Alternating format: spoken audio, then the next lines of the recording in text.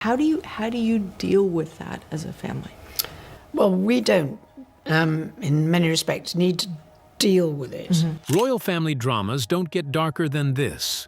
Princess Anne, Britain's toughest royal, has spent decades turning cold shoulders into weapons, cutting down future kings, beloved royals, and even her own brother. These are the 7 royal family members who faced her ruthless silence. Who is the first on the list? Who suffered her most brutal wrath? Join us. You don't want to miss this. Number 7. Prince Harry. April 17, 2021.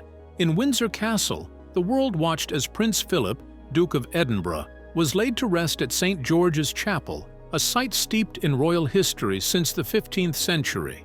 That day was meant to bring everyone together, a time when the Windsors could set their quarrels aside and simply grieve as a family.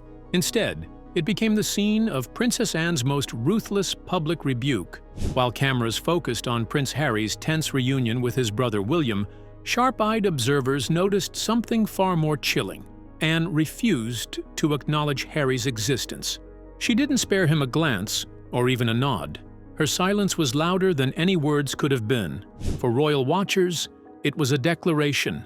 Harry was no longer part of her royal world. His coffin emerged, to be placed on an electrified Land Rover he had helped design. The seeds of this hostility had been sown weeks earlier. On March 7, 2021, Harry and Meghan's interview with Oprah Winfrey aired to over 17 million viewers in the United States alone. They spoke of racism, isolation, and cruelty inside the palace. For Princess Anne, the Oprah interview was a direct strike at the code she had lived by all her life. Her brothers were no strangers to the front pages, but she chose another road entirely. She kept her head down, avoided trading family matters for attention, and built her life around that quiet discipline. For her, duty wasn't up for debate, and silence was the only shield that truly protected the crown. So when Harry laid bare private wounds for the whole world to see, she didn't take it as a mistake. She took it as a betrayal. That sense of betrayal only deepened 2 years later. In January 2023, Harry published Spare, a memoir that tore through bookstores at lightning speed, selling more than 1.4 million copies within its first 24 hours. The sheer scale of its success made the revelations impossible to ignore, and for Anne, her nephew had crossed a line that could never be redrawn. Though Anne's name barely appeared, the book's intimate details about Charles, Camilla, and William reinforced her disgust. She didn't argue with Harry, scold him, or try to mediate. Instead, she cut him off completely, a tactic she had perfected over decades with relatives who failed her standards. For the monarchy, her treatment of Harry wasn't just personal. It was a warning shot. Break royal silence, and even blood won't save you. Now, if you thought that was surprising, just wait until you see what comes next, because the story only gets wilder from here. So who's the next name on our list? Number 6. Meghan Markle. Long before Meghan Markle's name became headline material, Princess Anne had already sized her up with the precision of a seasoned royal veteran. According to Lady Colin Campbell, Anne's judgment was immediate and unforgiving. Meghan was a flagrant operator with a very short shelf life inside the royal system. These weren't just whispers. They came from people who had seen the clash up close, revealing how sharply Hollywood's sparkle collided with the rigid world of Windsor tradition. One particularly tense meeting in 2017, months before Harry and Meghan's engagement was formally announced at Kensington Palace in November of that year, highlighted Anne's instincts. She reportedly made it clear to Meghan that the royal family was not a stage for stardom, but a lifelong duty demanding sacrifice and anonymity. Anne, who by then had carried out more than 20,000 official engagements and earned a reputation as the hardest-working royal, had no patience for celebrity theatrics. Her message was blunt: service before self, duty before drama. Meghan, accustomed to the visibility of red carpets and the freedom of American celebrity culture, left that meeting stunned. Expecting formality and politeness, she instead encountered Anne's trademark frankness. a no-nonsense delivery that operated like a royal audit of character. Behind palace doors, insiders said Anne functioned like quality control, precise, unsentimental, and merciless when someone failed to meet the mark. Anne's warning wasn't vague. She is said to have advised Harry directly against the marriage, predicting that Meghan's temperament and background would not withstand the rigid hierarchy of royal life. For Anne, it wasn't a personal dislike, it was an institutional calculation, and time would prove her right. By January 2020, less than 2 years after their May 2018 wedding at St. George's Chapel, Harry and Meghan announced their decision to step back from royal duties. The situation worsened after their interview with Oprah Winfrey. For Anne, Meghan's trajectory confirmed her deepest fear, that celebrity culture, if allowed inside palace walls, would erode centuries of duty-bound tradition. Her rejection of Meghan wasn't rooted in petty dislike, but in the conviction that the monarchy's survival depends on discipline, silence, and service, qualities she saw missing from the start. That one turned plenty of heads, but the next entry takes things to an even more shocking level. Can you guess who it is? Number 5. Princess Diana. June 1981. Just a few weeks before the wedding that had the whole world waiting, Diana Spencer, who was only 19 then, was still trying to find her footing as she shifted from life as a shy nursery teacher to the role of royal bride. When she stepped into the nursery at Windsor Castle, she carried herself with a mix of nerves and humility. What should have been a warm welcome into the family she was about to marry into felt far more uncertain. Instead, it turned into one of the most humiliating encounters of her life. When Diana curtsied deeply before Princess Anne, following centuries-old royal protocol, she expected at least a nod or a glance in return. Anne, then 30 years old and already hardened by 2 decades of public service, responded with chilling indifference. She looked directly past Diana, refusing to acknowledge her presence. Palace staff later recalled that Diana bolted from the room in tears, shaken by the cruelty of the silent rejection. This was not an isolated act, but the beginning of what insiders described as Anne's campaign of withering disdain. She dismissed Diana as a silly girl, incapable of grasping the demands of royal life. I don't always read that. I'm people very willing to tell me that. For Diana, adored by the press and the public from the moment her engagement to Prince Charles was announced on February 24, 1981, Anne's contempt was a devastating counterweight to her growing global popularity. Anne's scorn stemmed from fundamental differences in philosophy. She had spent her entire life under the strict guidance of Queen Elizabeth II and Prince Philip, performing hundreds of engagements a year without complaint. By 1981, Anne had already completed tours in more than 30 countries, and her reputation as the hardest-working royal was secure. To her, Diana's emotional vulnerability and openness were not refreshing, but dangerous, a betrayal of the royal family's tradition of stoicism. The contrast could not have been sharper. Anne was pragmatic, private, and dutiful. Diana was expressive, empathetic, and unafraid to let the world see her humanity. The public adored Diana for it. Anne bristled at the imbalance. While Diana drew front-page headlines for a single hospital visit, Anne's tireless schedule of engagements rarely registered beyond the back pages. That sense of rivalry never really left her, even if she never spoke about it openly. When Diana died in Paris on August 31, 1997, Anne kept her silence. She offered no public tribute, just as she had shown little warmth during Diana's life. To many, that silence spoke volumes, a reminder of how deeply she disapproved. We've seen some big names already, but nothing like what's coming up. Who's about to cut this time? Number 4. Queen Camilla. The roots of Princess Anne's animosity toward Camilla stretch back more than 50 years, to London's high society of the late 60s and early 70s. At the center of it all stood a dashing cavalry officer, Andrew Parker Bowles. Handsome, well-connected, and frequently described as one of the most eligible bachelors in Britain, Parker Bowles moved in the same circles as both Anne and Camilla Shand. By 1970, he was romantically linked to both women, a situation that generated no small amount of gossip among aristocratic insiders. Anne's feelings for Andrew, though rarely spoken about publicly, were genuine. He was considered a serious contender as a royal husband until protocol intervened.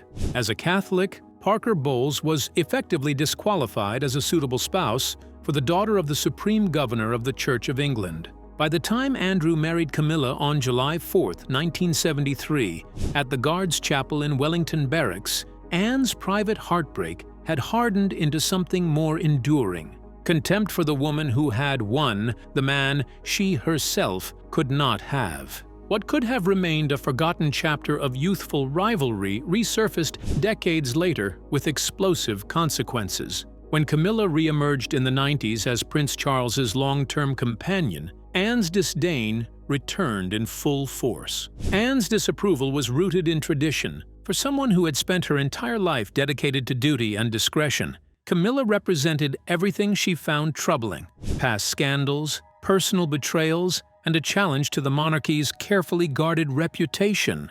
That quiet tension became impossible to hide in May 2023, during King Charles III's coronation at Westminster Abbey, when the world could see the subtle but unmistakable distance between the two women. When Camilla's title shifted from Queen Consort to simply Queen Camilla, observers noted Anne's stony expression throughout the ceremony. She carried out her duties flawlessly. She was even given the ceremonial role of gold stick-in-waiting, but refused to bend on one symbolic point. Anne did not curtsy to Camilla. To royal observers, this was far from a small mistake. It was a deliberate act of rejection, a serious breach of protocol in a family where hierarchy and respect are everything. Adding to the intrigue, Anne has kept a close friendship with Andrew Parker Bowles, now in his 80s, who attended the coronation just a few rows away from his wife Camilla. The subtle tension in that room spoke volumes, without a word being said. The last, coming before the Tsar, a distant relative of the Queen, was executed after the 1917 revolution. The warmth Anne shows Andrew, contrasted with her visible frost toward Camilla, continues to fuel speculation that this triangle still haunts palace corridors. What makes Anne's coldness so potent is that it combines private betrayal with public principle. To her, Camilla embodies the triumph of personal desire over duty, and that, for a princess raised on discipline, remains unforgivable. That was a real eye-opener, but the next twist might just leave you speechless. Want to know who's behind it? Number 3. Prince William. One of Princess Anne's most surprising resentments isn't aimed at a distant cousin or a controversial in-law. It's directed at Prince William, the heir to the throne.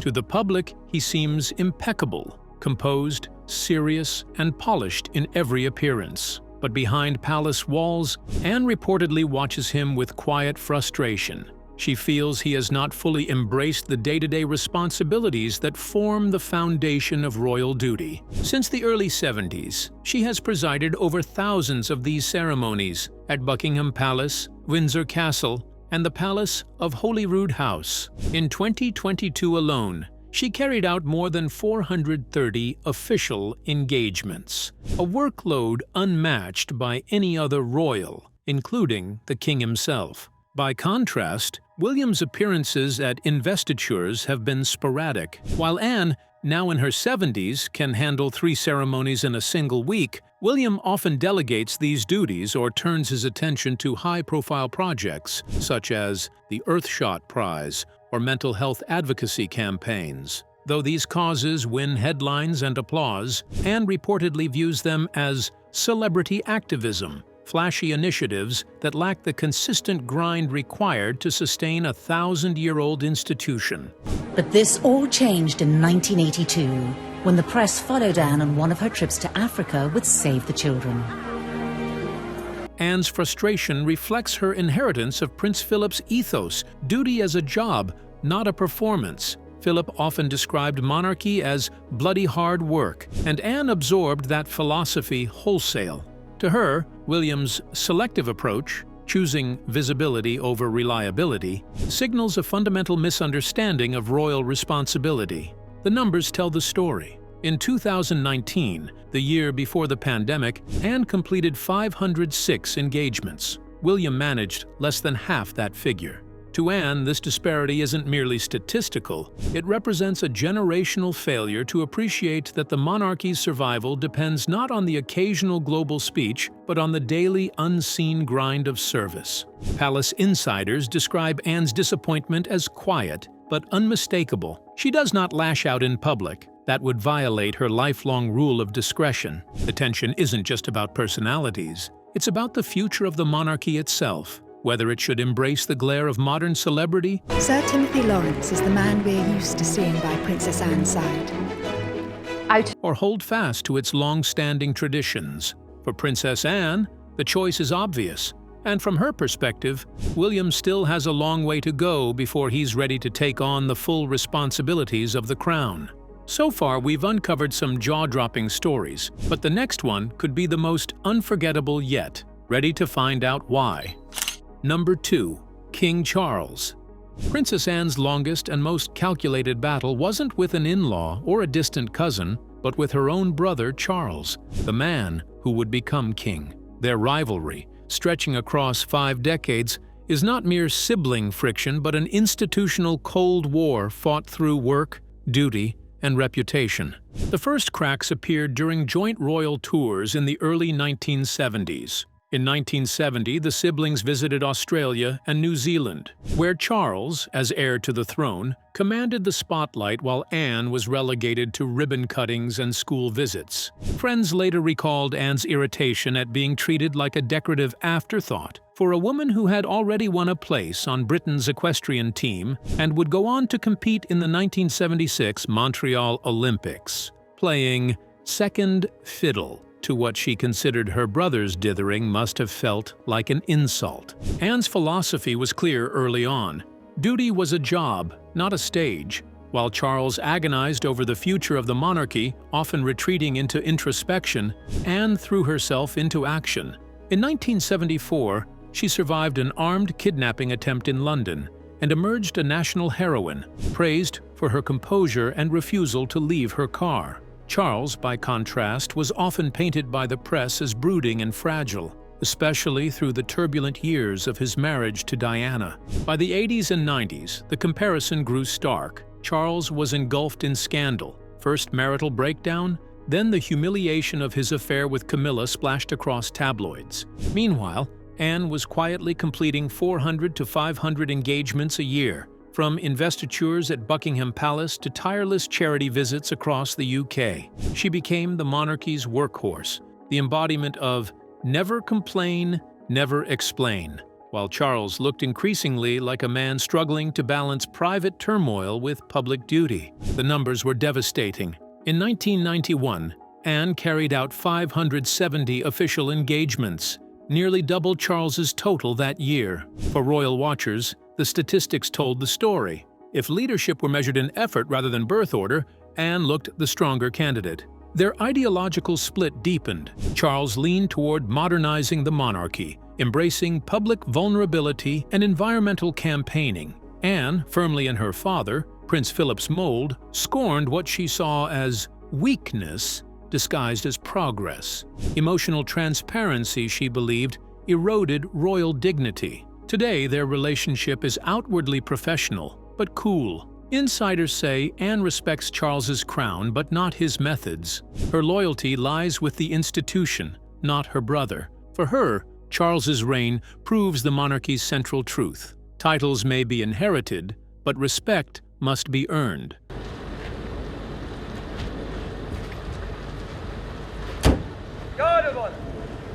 The final target of Anne's hatred proves that her standards for royal behavior extend beyond family boundaries. Who holds the number 1 spot? Number 1. Cherie Blair.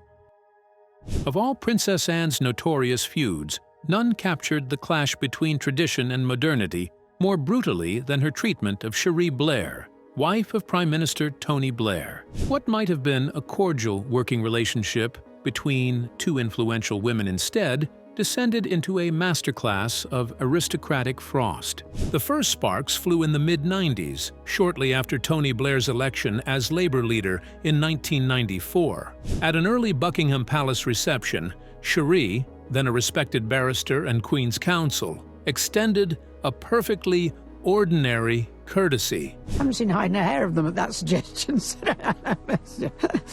suggesting Anne call her by her first name. The reply was swift, cutting, and unforgettable. "I'd rather not." In that moment, Anne drew a battle line thicker than protocol manuals, one that underscored the monarchy's insistence that bloodlines mattered more than merit. The humiliation did not end there. Tensions escalated during the Queen's Golden Jubilee in 2002, when Anne delivered what political insiders still describe as one of the most calculated public snubs in royal history. In front of visiting dignitaries and top British officials, Anne deliberately turned away from Cherie during the formal introductions, leaving her effectively invisible in the room. The act was a pointed display of rank and protocol, watched closely by journalists and diplomats alike. For Cherie, the deliberate snub hit hard. Unlike previous prime ministerial spouses such as Norma Major or Dennis Thatcher, she refused to fade into the background. Even after Tony Blair swept to power in the 1997 landslide election, Cherie continued her legal career, argued cases before the High Court. When you look at the opportunities for women, they are less than the opportunities for men, and it's for a number of reasons. And became the first serving prime minister's wife to give birth in over a century when she delivered son Leo in May 2000 at Guy's Hospital in London. To Anne, this independence reeked of modern egalitarianism, an affront to centuries of royal distance from political life. Behind the iciness lay deeper resistance. The Blair years championed Cool Britannia, a populist vision of a modern, celebrity-friendly Britain. For Anne, who by the early 2000s was logging more than 450 engagements annually, the spectacle of political spouses basking in casual familiarity with the royals was intolerable. Every cold glance at Cherie, every withheld courtesy, reinforced her belief that monarchy should remain aloof, untouchable, and permanent, while prime ministers, however powerful, were fleeting tenants of Downing Street. Royal aides attempted to mend fences, but Anne refused to budge. Her stance hardened into a kind of symbolic warfare, a princess defending centuries of hierarchy against the encroaching tide of democratic informality.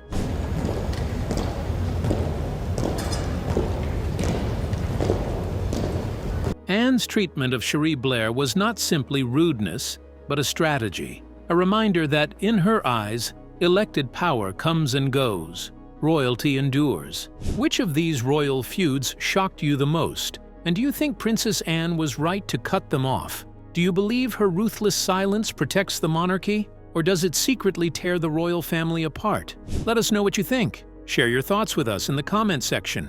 Remember to like, share, and subscribe for more. Also, click the next video showing on your screen. You will enjoy it.